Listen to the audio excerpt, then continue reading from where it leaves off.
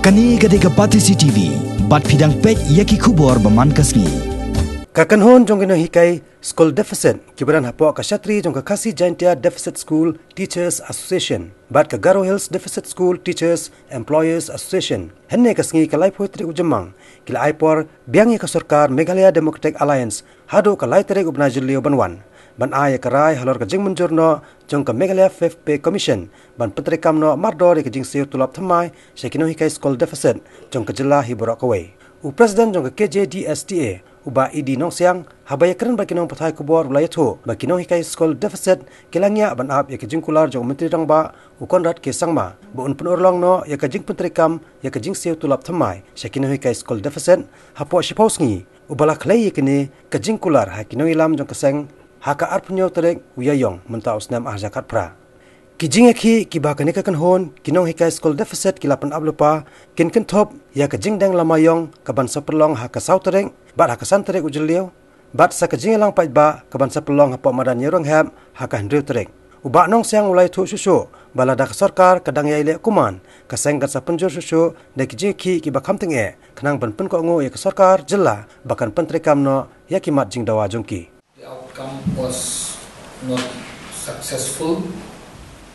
And so we have decided that we will go for some educational programs starting from Monday.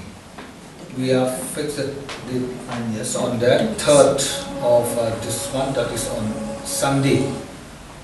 So we met yesterday and we are still waiting for the response from the government. But if there is no positive response from the government till Sunday, then Monday we will start our educational program.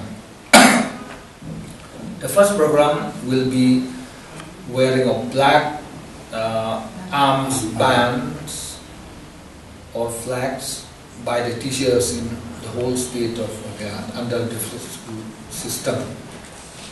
Also the second day, that's on Monday and Tuesday, we will start with wearing of black arms bands in the hand.